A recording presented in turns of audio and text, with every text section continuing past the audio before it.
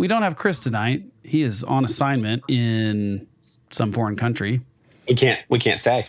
It's not really what's going on. So it's just me and Kyle. It's just me and Kyle. Kyle, tell us what we're talking about tonight or today. Okay. All right. So we briefly, I think we touched on in one of these snacks recently. I think one of us mentioned, hey, I think Acceptance is doing something for the 20th anniversary of Phantoms. And it's kind of bigger than that.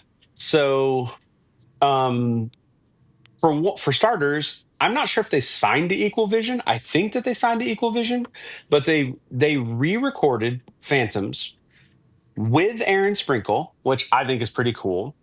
And then every single song includes a feature from artists that were inspired by this album. Because I mean, when we did the full Phantoms album, we just gushed over it and we talked about how it was like a band's band.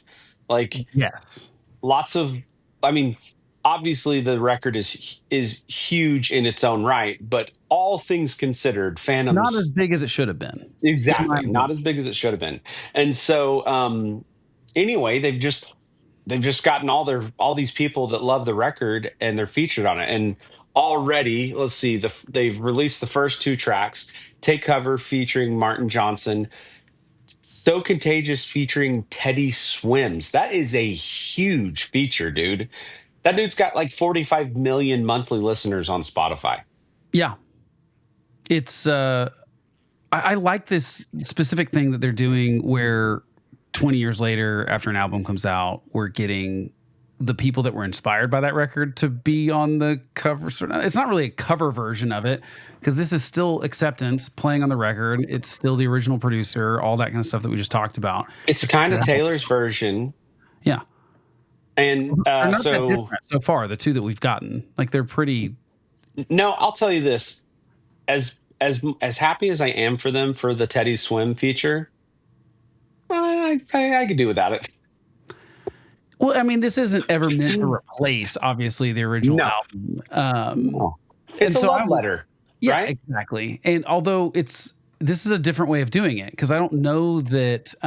We talked about Switchfoot did this kind of thing, except I think every artist on the sort of cover version of it, they did a reimagined version that's Switchfoot. Then they did another one that is like all covers. It's all like the artists that were influenced by it, which is really cool.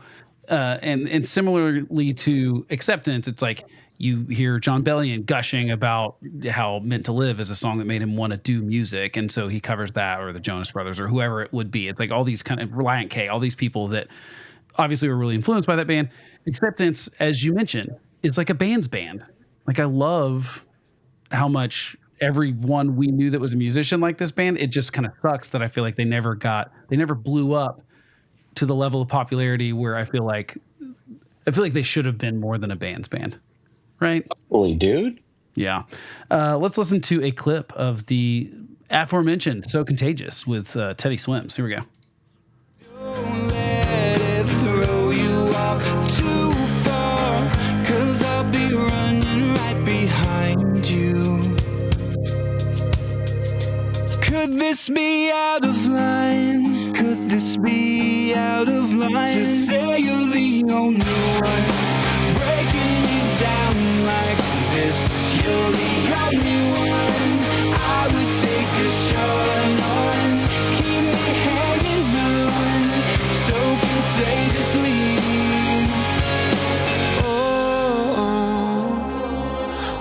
I like those synths. I love the synths. Also, Jason sounds awesome.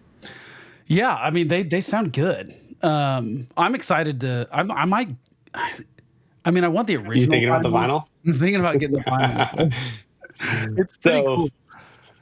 Here's the cool thing, okay? So far, the 2 they've released is Martin Johnson, Boys Like Girls, Teddy Swims.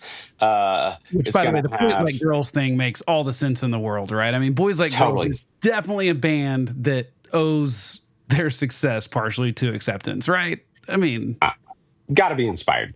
We'll see. The singer from Jenna McDougall, Tonight Alive, John O'Callaghan from The Main. I'm pretty excited about that one. Honestly, the one I'm the most excited about, freaking Cassidy Pope. Oh, seriously? That girl. That's a big score too. She So is Hey very- Monday. Hey Monday, but also The Voice. She's Right. probably better known for The Voice, but still, I think she's doing Glory Us. Let's see. So I have the closing track. it out, dude. Okay, dude, that's gonna be Amazing. cool. I'm really excited about it. It comes out September 12th. 12th or 11th, something. Yeah, 12th. 11th can't be right. Pretty cool. Hey, Probably not. another random thing that I found. Well, first of all, we should probably also play the take cover just for the sake of doing. Yeah. So. Let's just get a little bit of that taste. Here we go.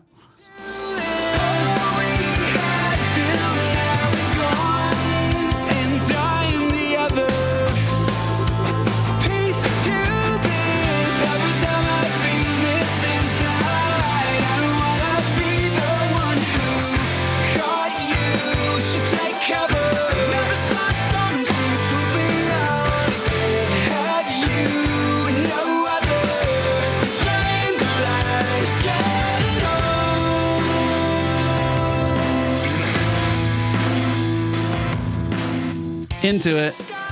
Dude, the strum pattern every time. Yeah, that dun, dun. I mean, it's such a good family song. Again, we've talked about this on the episode that we did Phantoms, but they were so good live too. Amazing. And they are doing a little tour. It's basically Seattle, San Diego, Santa Ana, Los Angeles, Worcester, Massachusetts, New York, Philadelphia. That's the whole thing. Ooh. From end of August. Actually, first show is Seattle and tomorrow by the time you're listening to this. Oh, well, let's catch it. Friday. Trust me, if I had unlimited funds, I would be flying to one of those places to see these guys live because they were. Are you looking at? I assume they are also very good. Are you looking at the vinyl right now? Did you see that? I did see it. Yeah. The blue, white, pink ripple looks insane. Yeah, I think I might get that. Do you have Phantoms on vinyl? Don't you? I do. Somewhere I think behind you. I bet it's right there. We should. I might. Gosh, that's good. Hey, I found another thing while doing these. Oh gosh, that's a good one. Great album cover too. By the way, I found this an album called "Trip to Phantoms: Lullaby Covers of Acceptance Songs." I'm not kidding. Here we go. You gonna give me a taste?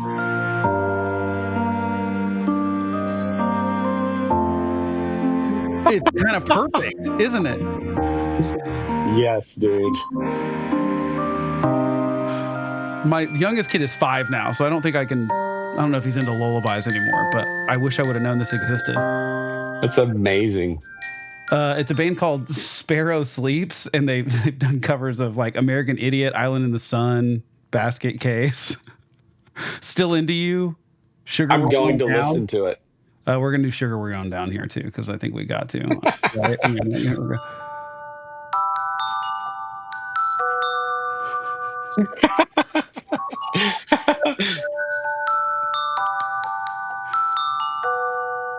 This totally works.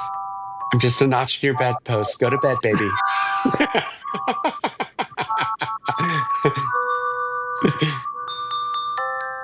I love it. It's awesome. It's pretty cool. Anyway, they did several acceptance songs. They did different. Dude, you took us down this path. Okay, so yeah. I'm just gonna mention it because it's adjacent to the things we talk about. It's fine.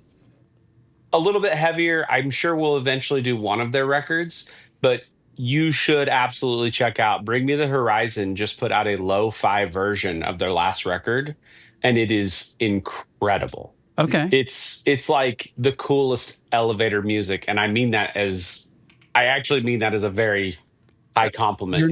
It's incredible for you. No, not at all. Like I can listen in the car and nobody knows how metal I am. It's called Low Files.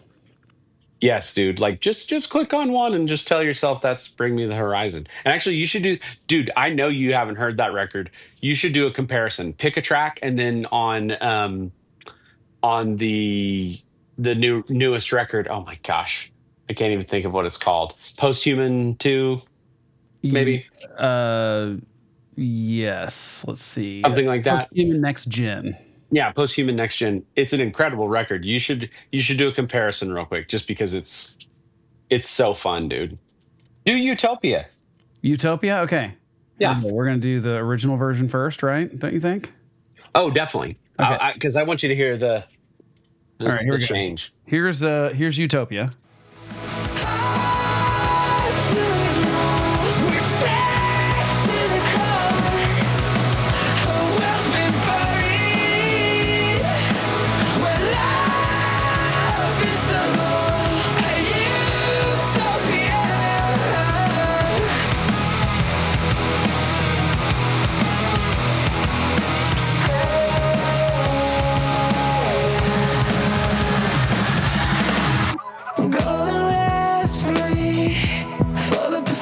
And obviously you can hear some lo-fi there, but like, I'm going to be honest. I think this is an album I would judge by its cover and say I wouldn't like it, but dude, you must listen to this album. So it's I incredible. Should. Okay, let's go to the low-file version.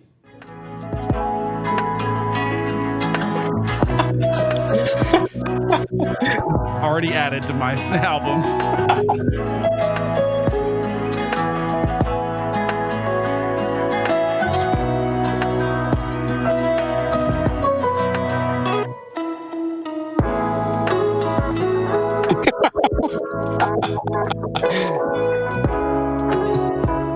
Yeah, I mean, it literally sounds like the cooler version of what plays at Brahms.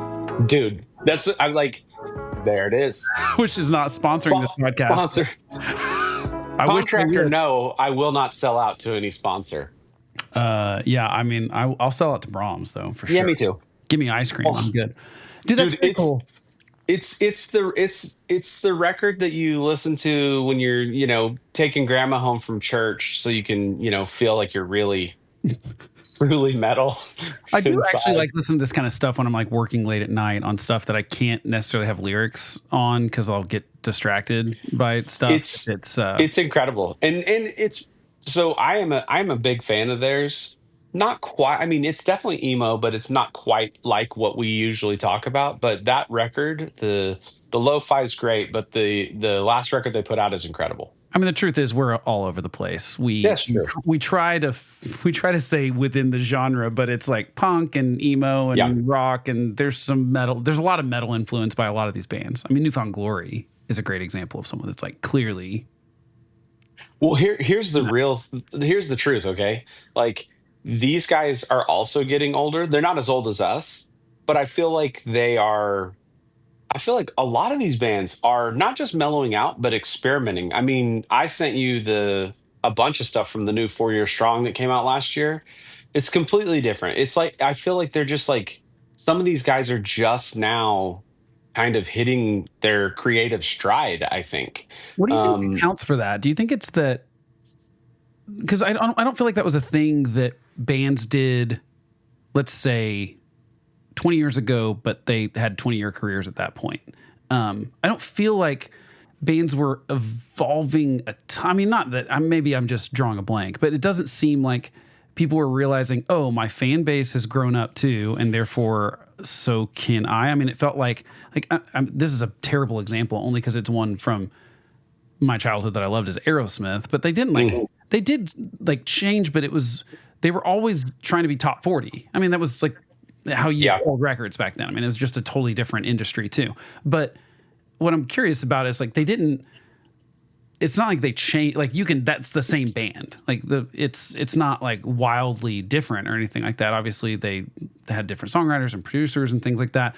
Or take Weezer. I mean, Weezer's maybe a good example of someone that got poppier as they got older. Yeah, and almost like, I wonder what that is. Do you think that people are just more likely, like, feel more comfortable in the streaming age to be like, it doesn't feel like you're wasting an album release on something that you can just like throw something out there? 100%. And I also think that the fans are more open to it. Like I know that sounds kind of weird, but like, we listened to what we listened to back in the day, and yes, it was popular, but like I think that there was more of a risk. You can't you people weren't releasing singles No, every 2 months up before an album came out. You know what I mean? So like, yeah, it's got to be that. But I do feel like it has to be some of the fans, like, because I mean, and also I think some of it's just a response because we went and saw Yellow Card. They put out an article in Rolling Stone saying they've never been bigger. So like they have the opportunity. They're grateful that they're still playing gigantic shows, and also they get to make another record. So why not? You know what I mean? yeah, and maybe this is just a genre of music that everyone likes. I mean, because it does feel like these kind of playlists are all over Spotify as far as like for Yeah. people that are studying. And I don't know if that just started with like maybe that was what was cool for teenagers. And so because this is Bring Me the Horizons. Yellow Card has a version that's like this. There's some other bands that like did the whole. Four Year Strong did it. They did an EP. Yeah, so a lot of people were doing this like chill, like really drastic reimagining of songs, and I'm here for it because I think my theory is always that a good song should be good in any genre. Like, Yeah. Oh yeah, totally agree. There are some times that, like Britney Spears' "Toxic" it needs that loop and that programming because it's kind of amazing. Yep. And there's quite a bit of that sometimes, but still, like the crux of the song should work. Acoustic, it should work. Lo-fi, and lo-fi is just a cool way to do like, oh, here's a familiar thing you liked, but here's the version that you can listen to, chill in the evening while you're studying, as opposed to, maybe Yellow Card and Bring Me the Horizon are not going to be like on the top of that list for me to listen to in the middle of the night when I'm working. I don't know. It's interesting. I like it. I also think some of it could be that a lot of these bands that are our age were clearly influenced by 90s music. And I think that maybe back then they didn't think that they could marry the two. You know what I mean? Like the other 90s influences that they had. I don't think that they thought that they could bring them together. And I think lots of people are pulling it off incredibly well. I mean, I've said their name like 10 times. I'll say it again. 4 Year Strong. Everybody knows that those guys are Nine Inch Nails fans because they're always rocking the t-shirts. And not until this record do we like this. The record opens up with something that sounds Nine Inch Nails ish, and it's because they can, and they're not afraid to, and like we reap the benefits. It's funny that you bring up Nine Inch Nails because I wonder how much Trent Reznor actually has to do with this whole thing, because Trent Reznor goes from Nine Inch Nails to doing. Was The Social Network the first film he scored? That probably it's the first one I know of. Probably not, but yeah, first big one for sure. I noticed and was like, this is very cool and not at all what I would expect from the guy that did Nine Inch Nails. Right. And I don't know. That's and maybe even the Johnny Cash cover of Hurt. Was I don't know. I'm wondering if those are kind of catalyst for this sort of trend of being like, oh, Trent Reznor can do lo-fi, like kind of weird synthy atmospheric stuff. He's pretty cool. maybe I think people are less scared of showing their influence, and I'm here for it, man. Like I want to hear that. And I don't. Maybe there's just a much more openness to not having to pretend that you don't have them. It's like I feel like every band in the early 2000s, I already know what you're going to say. It's so tiring. Had to either pretend that they only listened to that genre, or they pretended they didn't listen to music from after 1985. Like they pretended that all they listened to was classic rock. So I couldn't possibly be influenced by any of these bands that we kind of sound like. And dude, also remember anytime we would play with people, whether it was our bands playing together or you playing with us, when we would play with someone and we would ask the very simple question, who do you sound like? Who are you influenced by? And you would always get those guys that were like, I don't know. It's kind of a new, it doesn't really sound like anything. It's like, unless you were hanging out with like Coheed and Cambria, who still sounded like Rush. nothing was that unique. I completely agree. Yeah, I'm totally with you on that. I don't think that we were near as creative as we gave ourselves credit for. All artists are the sum of their influence and not of who influenced them, and that's good. That's not bad. It becomes bad when it's like you're just ripping someone off. Right, which plenty of people do, but generally also pretend that they're not. So a really funny thing. Did you see? Speaking of ripping off, and did you ever see that clip of Butch Walker talking about how Avril Lavigne stole that look from him for the album cover? Like exactly. It's hilarious. I gotta see if I can find a picture because it's so blatant that it's Like someone told her pretend to be Butch Walker, and like no, like she just thought Butch Walker was she so like cool. ran into him at the studio or label or something like that. He had the exact same outfit on, like the tie, wife beater. Oh my gosh. And she had not like, and I can't remember if it was her idea or, you know, someone else, but they basically like just totally stole the outfit from him. Oh, come on. Why is it was leaving, named Avril, and she was in a dress and glasses. She'd just finished her album. Mine was laying on the desk, and she was like, "Who's that?" And I was like, "Oh, that's me." And she said, "Wow, cool outfit." And she took it. No. This stylist that worked for the label called me and said, "I'm sorry, she's wearing exactly what you're wearing on your cover." I look like a f***ing idiot, you know, already 30 years old wearing that stuff. She did me a favor because it fit her perfect. Amazing. I mean, like to the T. I forgot I had the details wrong. It was his album cover, and then she used it for the complicated music video. But The sleeves and everything. I mean, the black and white stripe exactly. It's like no different. Cool look, man. Cool look. Yeah, blatant. But hey, you know what? I think Butch is right. It's like she probably pulled it off better because she was 18 or whatever at the time. Yeah. So point being, give credit to your influences. There's nothing wrong with it. And everyone should make a lo-fi record. Well, we should point to our influence because it's like that's how I know you're the same. That's how I found a lot of great records was by the bands that I love saying I love this record and influenced me. And it's like, ooh, I got to hear that. Yes. I mean, I will basically check out anything that someone who writes song after song after song that I like, if they tell me that they like a certain. Now, sometimes it doesn't work out. There are bands that sometimes will be like, love a band, and I'm like, they'll claim it's their biggest influence, and I can't hear it at all. Like, yeah, you're like, what? I cannot find the string, but it's there apparently. I mean, who knows why? But that does happen. It happens with Jimmy Eat World quite a bit, actually. I feel like Jim Adkins is always talking about bands, and sometimes I go listen to it, and I'm just like, I can't figure out what's going on here. As far as I can't find the thread. It's not that it's bad. It's just that I can't figure out. Oh, that sounds like that or whatever. But okay, so check out Acceptance, new version of Phantoms. Phantoms 20.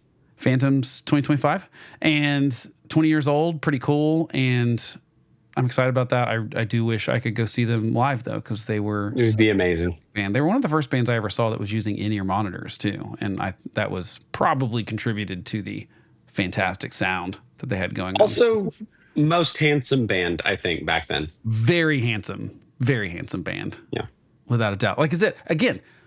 How were they not bigger? They were good looking. They had the look, the sound. Live, all the songs were great. Take Cover is such a banger. It's a banger. Should have sold 1 million records. Okay. I agree. That is it for us on this version of Finding Emo Snack. We are going to record a full episode and hopefully get that out to you next week. That's the plan.